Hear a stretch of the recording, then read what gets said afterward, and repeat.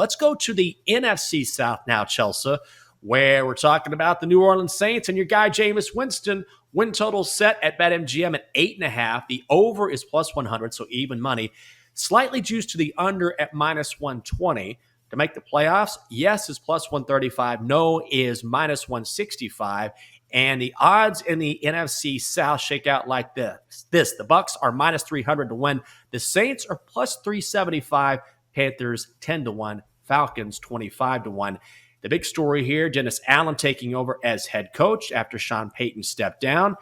I know that we sort of differ here in how we look at the Saints. This is really going to depend on Jameis Winston and how he performs, but also we're going to see an identity change for the Saints because Sean Payton was so offensively oriented, and now you've got a defensive-minded head coach in Dennis Allen, and they have said, we're going to focus on defense, we're going to slow things down on offense, and that's how they plan on winning games. I wouldn't be surprised. This is a team that year in and year out is usually worth a look. And the biggest sticker shock to me was their win total and the fact that it's used to the under at 8.5. This is a team that won 9 games last season, despite having some of the most COVID or players listed on the COVID list of any team in the NFL. They didn't even have a starting quarterback for some of these games, or somebody who probably shouldn't be starting quarterback. So if Jameis Winston can stay healthy and just be decent, you've got to remember Jameis Winston was putting up good numbers before he got hurt last year. If they're not depending on him to do too much, if they're not making him throw the rock, a ton of times a game, if they're not relying on him for most of their offense, I think they'll be fine. I think they can win 9 games. So I would take that bet over 8.5 wins for even money for the Saints. They also have a ton of good weapons on that offense, including Alvin Kamara, who probably will miss the first 6 games of the season or so, but still looking at the receiving corps. Michael Thomas, one of the premier receivers in the NFL when he is on the field. Jarvis Landry, and also a nice pickup from Ohio State and Chris Olave. So I have some faith in the Saints team. I'm not sure if they can knock off the Bucs in that division, but I will say this. Usually when the Bucs and the Saints play, it's a close game. Usually that's a safe play to play the Saints, getting points in that one because the Saints, for some reason or another, have Tom Brady's number. Maybe it's the defense. Maybe it's the fact that they can get pressure on him. But yeah, I like the Saints this year.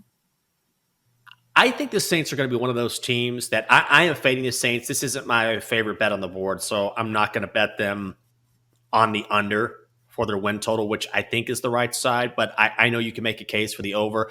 I just believe they're going to be one of those teams that keeps games close and probably is good against the number, but doesn't win a ton of games, or at least doesn't hit that win total for a few reasons. Number one is, even though Michael Thomas will be back, they drafted Chris Olave out of Ohio State, but they gave up a ton to get him, which doesn't matter, but they need Chris Olave to perform very quickly as a rookie for him to be effective. And also, you mentioned Kamara, and we don't know how long he's going to be out, but we're talking about a guy who can run the ball, who is electric when he gets the ball in space, particularly passing in the passing game out of the backfield. So they're going to miss him as well. And then I think their offensive line brings a lot of questions as well. They lost their left tackle, Teron Armstead, during the offseason. So they drafted Trevor Penning at number 19 in this year's draft, along with Olave in the first round. They need him to come along quickly as well because he's going to be protecting the blind side for Jameis Winston. It just seems to me they have enough holes on offense, and with the questions surrounding Kamara,